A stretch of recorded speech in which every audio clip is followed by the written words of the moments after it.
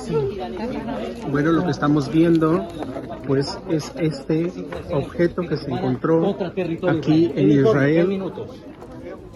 Es parte de este proceso.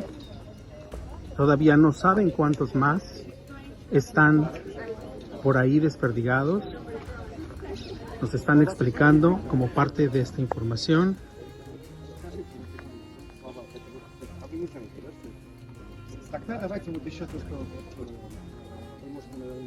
El ejército israelí lo obtiene para hacer análisis y determinar, por supuesto, pues cómo enfrentar un ataque similar. Aquí estamos viendo otro tipo de cohetes que han encontrado en algún otro momento.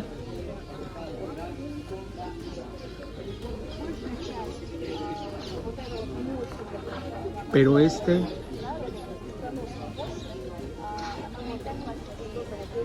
es el más grande encontrado cerca del Mar Muerto.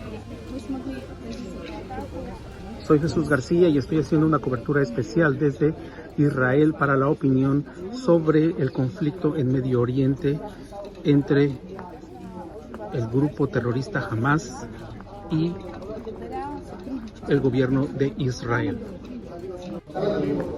Este es un hospital en Israel. Es un hospital que está instalado en un estacionamiento.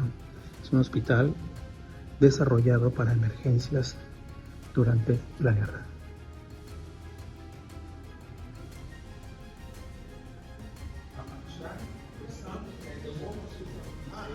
Son 2 niveles de estacionamiento y tienen un sistema especial para limpiar el lugar de autos y poder instalar las camas y todo el equipo médico.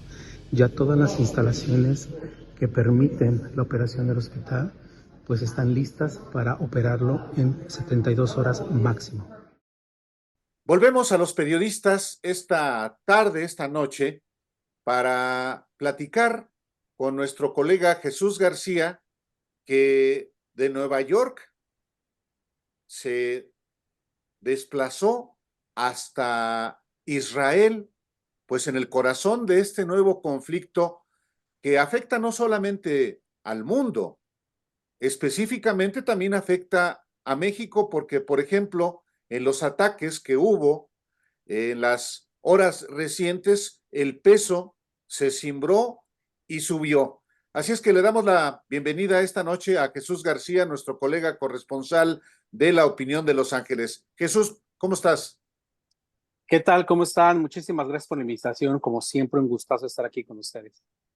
Te encuentras ahora mismo en Tel Aviv, nos decías, Jesús García, ¿cómo es el ambiente? Porque hace apenas unas horas hubo una respuesta, aunque algunos lo califican como moderada, de Israel contra Irán.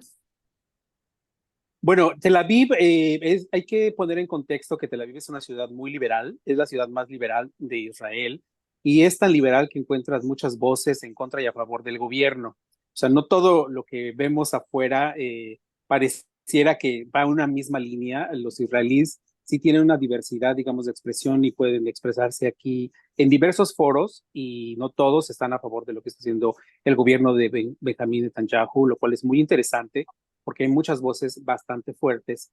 Y el ambiente en este momento, yo lo describo como una extraña calma, porque la gente, hoy es Shabbat, recordemos que el Shabbat es un día muy importante para los judíos.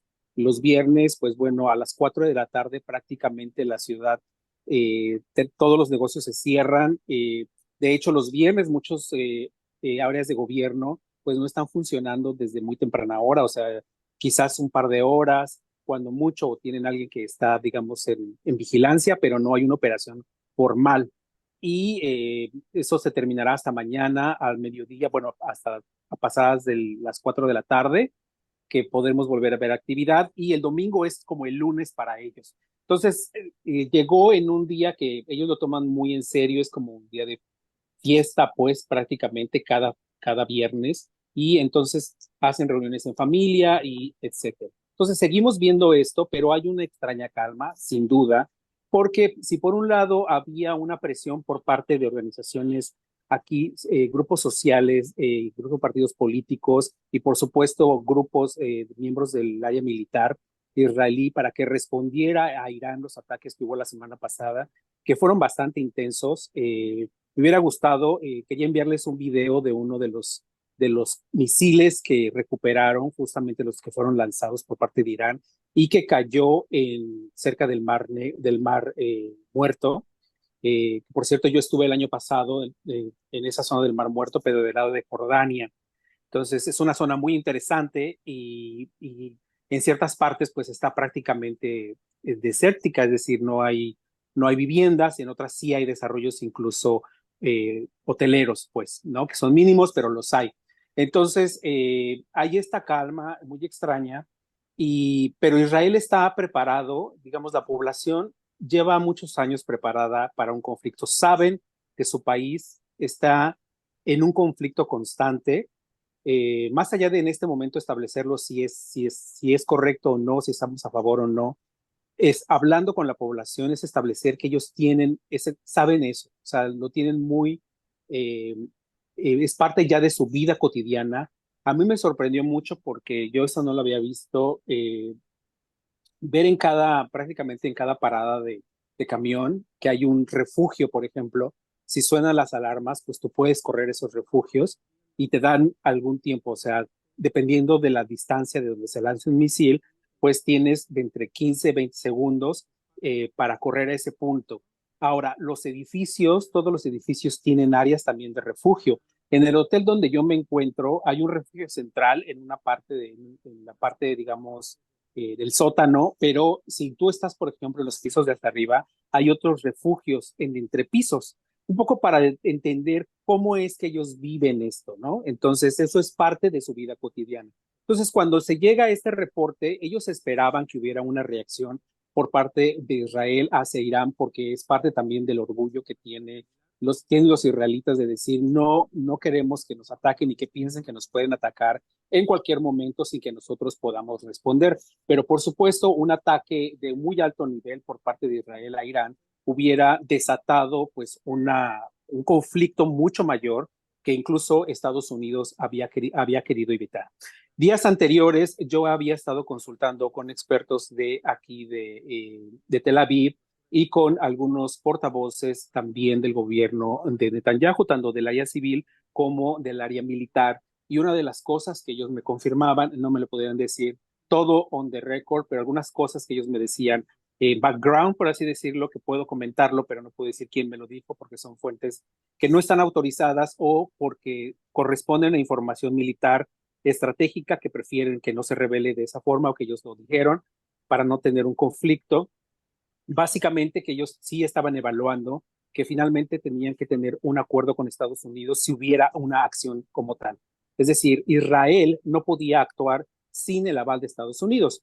Por supuesto, después de este ataque que se está reportando, que por cierto, no está reconocido oficialmente por Israel, yo tengo dos fuentes que me confirman, una civil y una militar, que me señala, no vamos a confirmar este reporte y no vamos a hablar al respecto, básicamente. O sea, oficialmente yo no creo que vayamos a ver un reporte oficial. Sin embargo, en el G7 salió recientemente, hace un par de horas, me parece, un comunicado conjunto. Hay que recordar que hay una reunión en Italia de los cancilleres de los miembros del G7. Y me llama mucho la atención, y ustedes les recomiendo que vean ese mensaje conjunto, donde señalan a raíz de las acciones de este 19 de abril, o sea, hay reconocimiento de ataques a Irán, pero están pidiendo, por supuesto, que las partes involucradas pues no hagan una escalada mayor a este problema. Entonces está esta tensión, estamos hablando de dos niveles porque la población civil trata de continuar con su vida, pero por otro lado saben que puede haber un conflicto mayor. Las personas tienen una capacitación constante para saber cómo actuar. Un poco me recuerda a lo que hace la Ciudad de México con los terremotos, ¿no?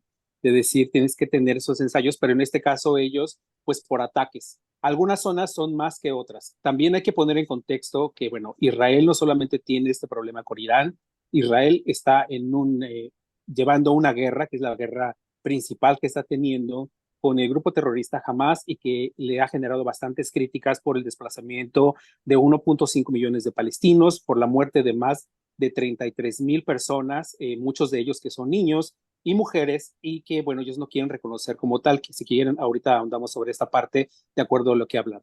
Pero en general, eso es, digamos, como el reporte después del último ataque que se desató en Irán.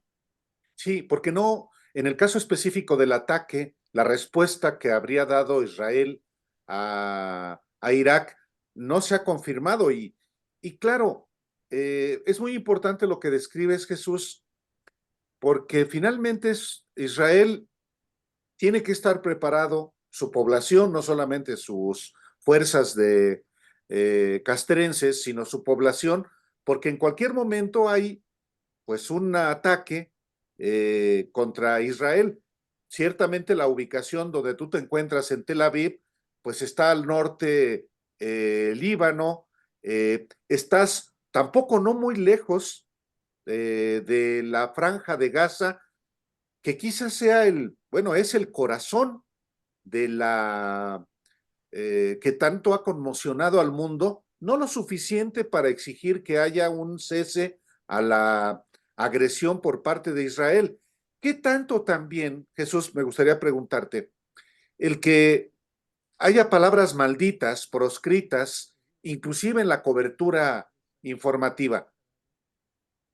Hablar de genocidio por lo que está pasando en la franja de Gaza parece ser una palabra maldita también.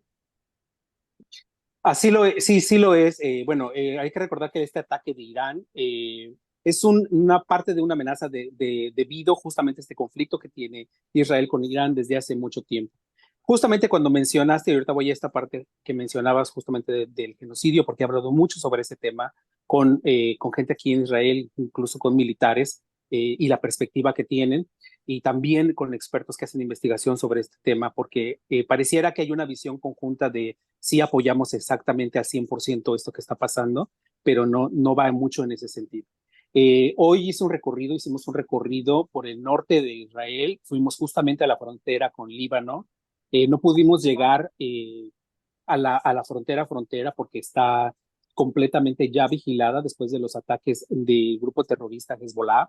Entonces, incrementaron finalmente, porque la población en esa zona se había quejado mucho de que el gobierno no había aumentado la vigilancia y hay grupos, organizaciones civiles que están trabajando con las comunidades. Es una comunidad realmente que se organiza mucho y que está muy conectada entre ellos. Habían pedido al gobierno que aumentara la vigilancia porque habían visto movimientos extraños que no les gustaban y que pudiera haber algún ataque. Finalmente hay una mayor vigilancia en la frontera y ahorita hubo personas que incluso fueron retiradas de sus casas y nosotros estuvimos a 9 kilómetros, alrededor, digamos, por así decirlo, 5 kilómetros fueron los que están, digamos, desalojados. De todas las familias que vivían en esa zona fueron de...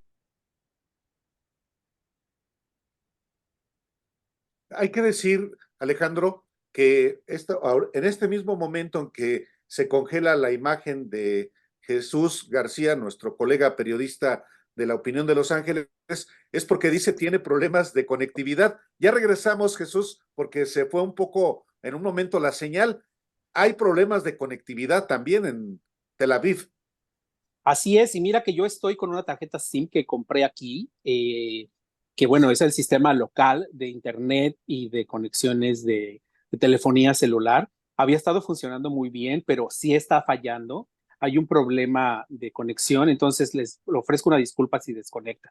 Les comentaba, no sé hasta dónde me escucharon, en la parte del norte, que había ido a esta zona justamente en la frontera con Líbano, donde el grupo terrorista Hezbollah, bueno, está obviamente amenazando con atacar y tiene pues una estrategia justamente también atacar. Es otro frente que tiene Israel. Entonces, en este momento, Israel tiene 3 frentes que tiene que estar cuidando muy bien. El principal, que es esta guerra que está llevando en Gaza,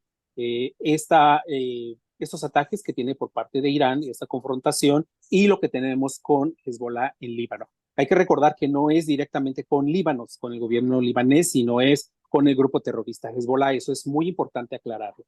En esa zona, incluso también para poder tomar en consideración cuál es el nivel de seguridad, hay un momento en que el GPS ya no funciona para esa zona. Es decir, cuando vas subiendo, porque está en las montañas, es una zona preciosa, por cierto, de montañas y muy boscosa, hay un momento en que vas avanzando y ya tu señal de GPS no existe, se queda registrada en el aeropuerto de Beirut, lo cual es muy chistoso, y ahí se queda todo el tiempo, de todo el tiempo que tú estés en esa zona, ahí se va a quedar tu GPS por asuntos de seguridad. Lo que hizo el gobierno de Israel fue bloquear el GPS en esa zona, porque lo que habían descubierto, según los reportes que nos da personal del ejército y también lo corroboran organizaciones civiles que están trabajando con ellos, es que estaban utilizando esta cámara vigila la zona y es como el mayor sistema de vigilancia que ayuda justamente a esta población a, digamos, estar segura. Entonces, es esa parte. Y luego vamos a lo que corresponde al tema del genocidio. Sí hay un asunto hay un debate muy intenso aquí en Israel. Hay grupos que, en definitiva, están muy molestos por la forma en que el gobierno de Benjamín Netanyahu ha tratado este tema, pero hay grupos, por supuesto, que lo apoyan al 100%.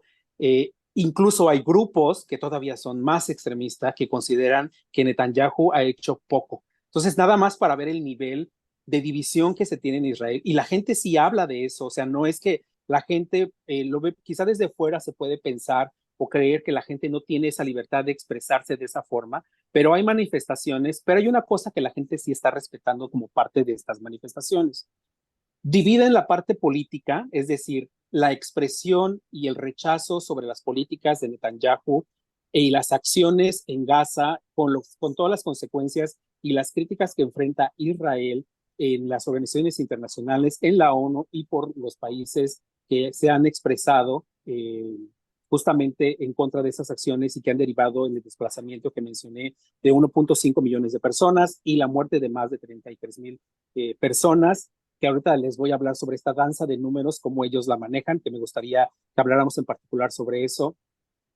Pero por otro lado, está las manifestaciones para que el gobierno ayude realmente a recuperar a las personas que fueron secuestradas por el grupo terrorista Hamas.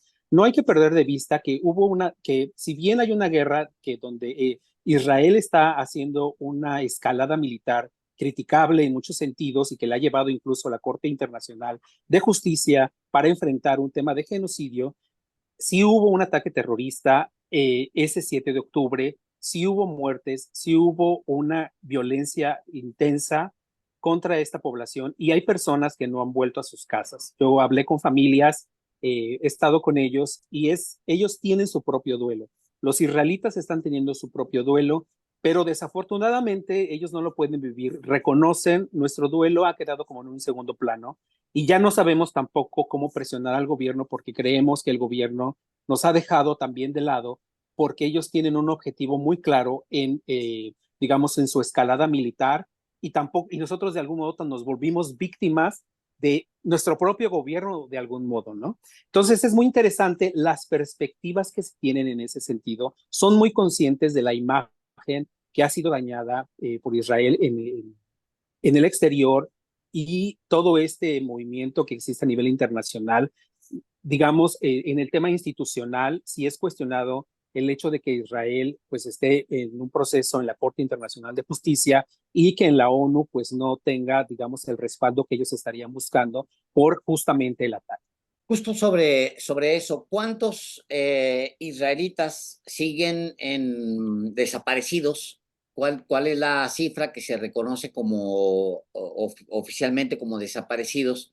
Y si existe alguna posibilidad en el corto plazo, en el mediano plazo, de que Netanyahu pierda el apoyo político y electoral y que de alguna manera pueda ser removido y para algunos significaría el fin de la ocupación, no de la ocupación, pero sí de la ofensiva actual en contra del pueblo palestino.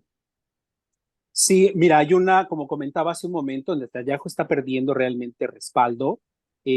Uno de los expertos más importantes de la Universidad de Tel Aviv me comenta, si ahorita hubiera elecciones, Netanyahu perdería, punto. O sea, él no tiene el respaldo que él está buscando por parte de la población. La gente no lo está apoyando al nivel que él quisiera y eso evidentemente pues le afecta en las acciones que él está de algún modo buscando para continuar su contraofensiva en Gaza. También tiene la presión de los Estados Unidos, también hay que reconocer que hay una parte importante, los Estados Unidos le cuesta cada vez más trabajo, yo he estado también monitoreando esta parte con las fuentes que tengo en la Casa Blanca sobre cómo están trabajando justamente esta parte en el caso de Israel, y pues hay una presión importante, aunque al mismo tiempo el hecho de que Irán haya atacado a Israel le ha ayudado a Netanyahu en un posicionamiento político estratégico, más allá de popular. No hay que combinarlo porque una cosa es el apoyo popular y la otra el apoyo político estratégico que recibe de otros grupos políticos y de sus aliados a nivel internacional y principalmente de los Estados Unidos. Entonces ahí si hay que dividir. Estados Unidos de algún modo no quiere, está buscando tener cierta balanza, no deja de presionar a Israel para que no actúe en Rafah, en Gaza, para que no se desplacen de estas personas que están ahí justamente y que reduzca los ataques que siguen haciendo, porque ha habido muchos ataques y bueno, más civiles siguen muriendo. Solo para comentarles, estuve en la zona donde fue la fiesta Nova, donde justamente fue este ataque de Hamas, estuve en esa zona, es realmente impresionante la gente que vi y las familias que siguen yendo generaron ahí un memorial por sus familias y justamente cuando estaba ahí conté en total 8 explosiones y la tierra se cimbra y yo estaba a 500 metros de la frontera con Gaza. Hay una parte que está cerrada que no nos permite ni siquiera como acercarnos realmente, pero sí conté esa cantidad de explosiones.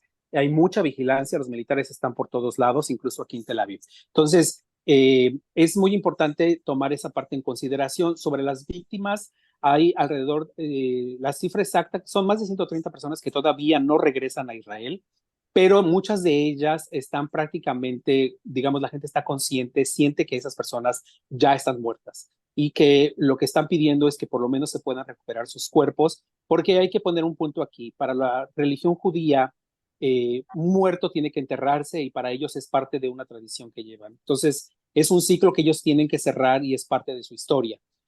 ¿Cuándo va a suceder esto?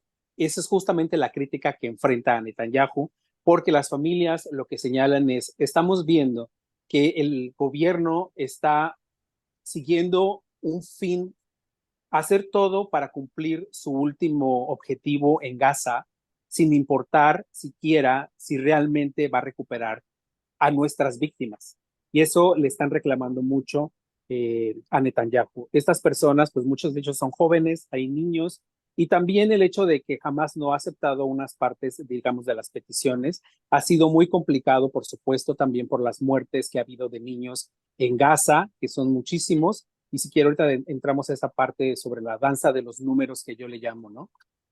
Eso es muy importante, Jesús. También de mexicanos, sabemos que desde los ataques de octubre, pues casi 300 mexicanos tuvieron que ser evacuados. Siguen, hasta donde tú sabes, mexicanos en Israel, no solamente en Tel Aviv. Sí, sí, hay todavía mexicanos, no tengo la cifra exacta, pero también hay que recordar que hay un mexicano secuestrado por Hamas. Este mexicano que no se tienen señales de él, no se sabe qué pasa de él, qué pasa con él, ni nada. Entonces, sí, todavía mexicanos, no es un número ya muy alto, porque hay muchos mexicanos que ya hicieron familia aquí. Hay que recordar que cuando tú migras, pues haces finalmente raíces en el lugar donde vives y se quedan con sus familias. Ellos igual conocieron personas acá y se casaron o ya tienen hijos y bueno, decidieron quedarse. Entonces, ellos ya finalmente se desarrollaron como tal aquí, pero son ya menores, solo se pidió, el gobierno pidió que aquellos que quisieran irse, se fueran y aquellos voluntariamente se quedaran, ¿no? Por lo que tú puedes ver, Jesús, por la evolución de los últimos días, ¿le ves tú un fin? Y por la presión que está ejerciendo Estados Unidos, aunque, pues bueno, es su aliado tradicional, ¿tú le ves un fin pronto a la guerra allá en la región? Sobre todo lo del sur. No, definitivamente no veo que pueda haber un fin pronto, justamente porque de lo que se está agarrando el gobierno de Netanyahu es justamente de las otras amenazas que tiene para justamente cumplir su objetivo. Si hay un objetivo y la justificación que ellos tienen es decir, queremos cortar de raíz con el grupo terrorista Hamas. Bueno, pues sí, pero entonces eso significará el desplazamiento de millones de personas que no sabes qué vas a hacer con esas personas porque tú no las vas a recibir, Jordania no las quiere recibir, Egipto no las quiere recibir, y entonces esas personas a dónde las vas a enviar. No todas esas personas son terroristas, entonces tienes que enfrentar también esa consecuencia. Y por otro lado, la cantidad de los muertos. Ahí aquí viene esta parte que yo llamo la danza de los números de los muertos. Yo preguntando con los portavoces aquí, bueno, ¿qué está pasando con estos números? Ustedes niegan las cifras que se están dando porque ustedes dicen que son parte de justamente del grupo terrorista Hamas, ¿no? De su administración, pues, de algún modo. Pero son además cifras que reconoce las Naciones Unidas, que reconoce Estados Unidos, que son esas la cantidad de muertos que se tienen, digamos, no se han contado uno por uno, pero que se tienen estimadas, porque se hacen cálculos dependiendo por la cantidad de muertos. Y me llama mucho su argumentación, la verdad es que a mí particularmente me llama la atención que puedan justificar cuántos muertos son necesarios en ese sentido para justificar una guerra.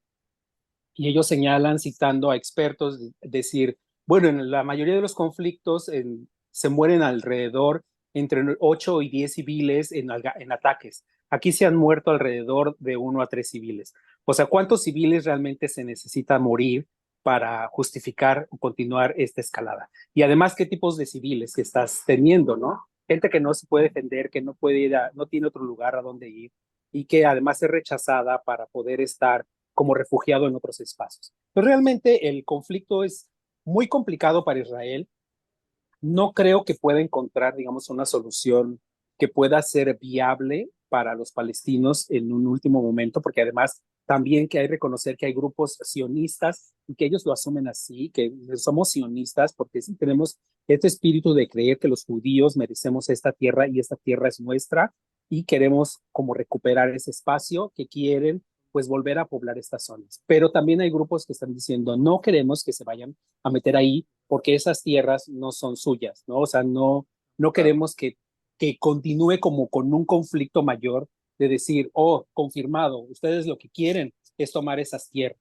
Entonces, como lo que les decía, y eso me gustó de algún modo, me gustó ver esa diversidad de opiniones en Israel y entender que los israelitas, si bien tienen un orgullo por sus tradiciones, por varios aspectos, reconocen un problema político que se está saliendo de las manos a su actual líder, pero justamente ahorita no lo van a mover por las amenazas adicionales que tiene Israel, ¿no? Que tiene el tema de, lo repito, de Hezbollah, que tiene el tema de Irán, que se supone que lo que dijo el G7 y lo que dijo Estados Unidos recientemente, eso reduciría un poco, digamos, el tema de Irán, ya estaría como ahí zanjado. Yo lo dudo mucho, honestamente, porque sí hay como una posibilidad de que pueda haber una reacción adicional, pero me gusta que la gente pueda tener esta diversidad de opiniones y que sí tengan la posibilidad de expresarlas y de que la gente, el gobierno de algún modo lo pueda reconocer. No queremos ampliar, extendernos mucho, Jesús, por las condiciones que hay también allá en Israel. Solamente diría una cosa, no va a amainar el conflicto, pero sigue latente la posibilidad de que crezca y que el conflicto se vuelva, no sé si hasta la Tercera Guerra Mundial, como se ha dicho. Eso es cierto. Yo en otro debate en el que estuve, yo lo dije muy claro. El mundo está en un mood, en un estado de preguerra mundial. Eso es real. O sea, no podemos, no, y no es que yo lo diga o yo lo crea o yo lo piense. Hay que nada más leer y ver lo que dicen los líderes de la OTAN, cómo se están preparando los países de Europa justamente para prepararse en una situación de guerra. Hay que ver lo que está ocurriendo con Ucrania. Por eso Estados Unidos teme mucho que haya una guerra regional en Medio Oriente, porque eso desataría un conflicto mucho mayor debido a las alianzas que se están generando a nivel mundial, la conexión que podría tener Rusia con Irán y de algún modo reaccionar a un posible ataque a Irán. Ahorita está la preocupación, es uno de los debates que se está teniendo entre Estados Unidos e Israel, porque están buscando como investigar, y también el G7 estuvo hablando sobre esto, según el reporte que obtuve, sobre un incremento de tema militar, de producción de armas militares nucleares por parte de Irán, lo cual sí es preocupante también, porque Irán de algún modo, ellos sí firmaron un acuerdo de no avanzar en esta tecnología, pero hicieron a un lado ese acuerdo y han avanzado considerablemente. Entonces, obviamente es un temor internacional y, como bien dices, pues puede llevar justamente a desatar una guerra que empiece siendo regional, porque bueno, a Israel, que sería el principal objetivo en este momento, se sumarían otras naciones. Bueno, eh, eh, Arabia Saudita no quiere un conflicto tampoco, porque ellos están muy enfocados en su desarrollo económico. Egipto está todavía evaluando su posición, pero también estamos viendo que Turquía tiene una posición en contra de Israel, que también podría contribuir a eso. También hay que recordar que Turquía es parte de la OTAN, entonces ahí hay una discrepancia en cuanto a las posiciones. Por eso estamos en un momento en que el asunto diplomático significa como un entreteje muy fino en la forma en que estén llevando pues estas circunstancias. Jesús, por supuesto que si las posibilidades de Internet te lo permiten y si quieres compartir con la audiencia de los periodistas algún video de los que nos mencionabas, pues con mucho gusto nosotros lo compartiremos. Y pues cuídate y muchas gracias por la oportunidad de conversar desde Tel Aviv hasta acá, hasta México. Alejandro, Álvaro, muchísimas gracias. Un gusto, como siempre, participar con ustedes. Un abrazo fuerte. Muchas gracias. Un abrazo, Jesús, hasta Tel Aviv. Buenas tardes, buenas noches.